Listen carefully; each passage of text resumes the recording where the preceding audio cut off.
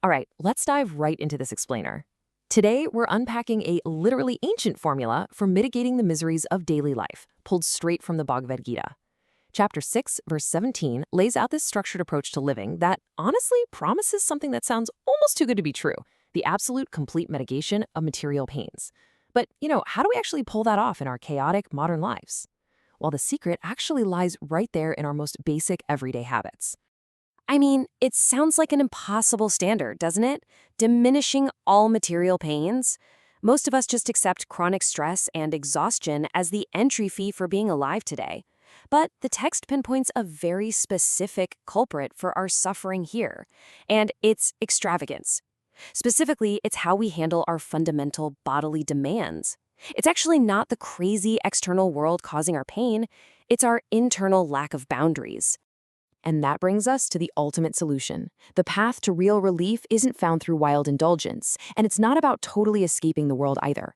It's found through the strict, mindful regulation of 4 very specific habits: eating, sleeping, recreation, and work.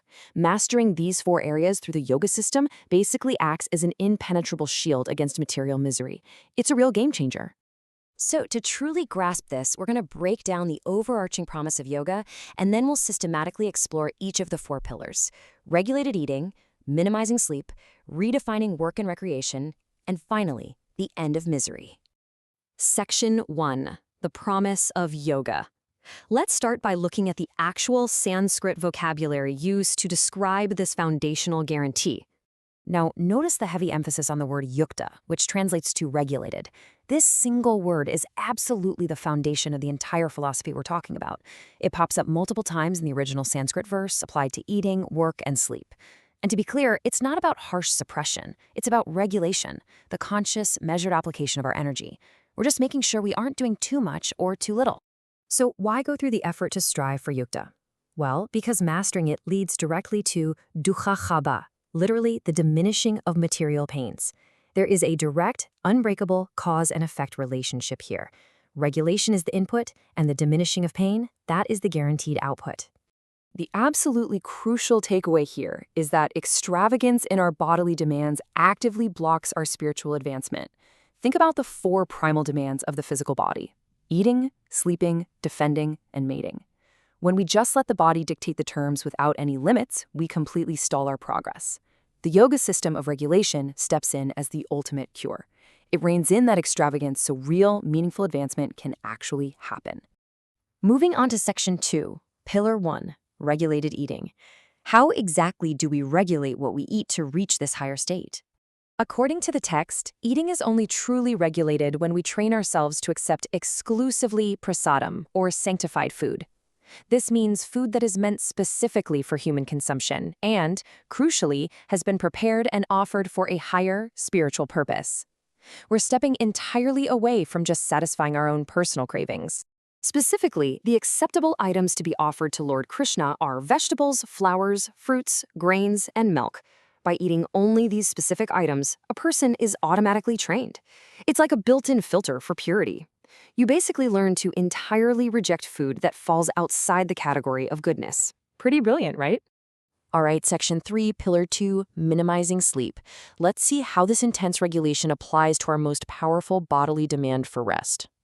So sleep is viewed through a very specific and honestly pretty intense lens here.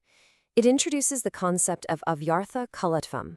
This is a state where a person literally cannot bear to pass even a single minute without being actively engaged in service. In this elevated state of Krishna consciousness, any unnecessary time spent sleeping is considered a massive loss. It is strictly kept to the absolute bare minimum required to just function. To put that ideal into perspective, just consider the extreme historical example of Srila Rupa Goswami. This was a figure so deeply, passionately engaged in service that he slept no more than 2 hours a day, and sometimes even less than that. His dedication just completely overrode the standard biological demand for rest. Crazy, right? Similarly, we have the really striking example of Thakura Haridasa. Get this, he had a daily routine of chanting 300,000 names on his beads. He absolutely would not sleep for a single moment, or even accept his daily prasadam until that massive quota was totally finished. It really highlights an intense, almost unimaginable level of alertness and dedication. Which brings us to Section 4, redefining work and recreation. Having covered the basic biological necessities, let's explore how this philosophy completely flips the script on our final 2 pillars. There's a very sharp contrast drawn here. Typically, we work to gratify our senses, which taints the work with personal desire. But in this regulated system, a person does absolutely nothing, literally nothing, that is not directly connected with Krishna's interest. When your work is tied to a higher spiritual purpose like that, it becomes perfectly regulated. It fundamentally changes the entire motivation behind every single action you take. And because of this massive shift in motivation, we arrive at a pretty radical conclusion. There is zero material leisure for a person in Krishna consciousness. Think about that for a second. Because there is absolutely no desire to just kick back and indulge the senses, the very concept of material leisure just ceases to exist. True recreation is actually found within the regulated, purposeful work itself. Finally, Section 5, the end of misery.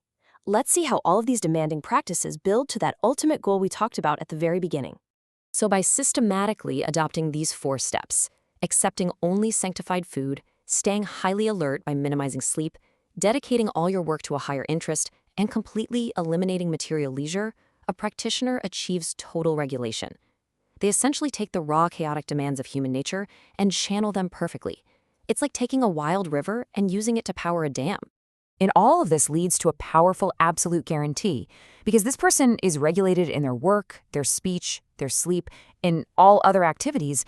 There is no material misery for him. By mastering the self at the most fundamental daily level, the pain of material existence is just completely neutralized. So as we wrap up this explainer, I want to leave you with a final thought to mull over. Take a hard look at your own life. Are your bodily demands, your everyday habits around eating, how much you sleep, how you spend your free time, actually the very things causing your material pains? Seriously, which of your daily extravagances might be the exact thing blocking your own advancement?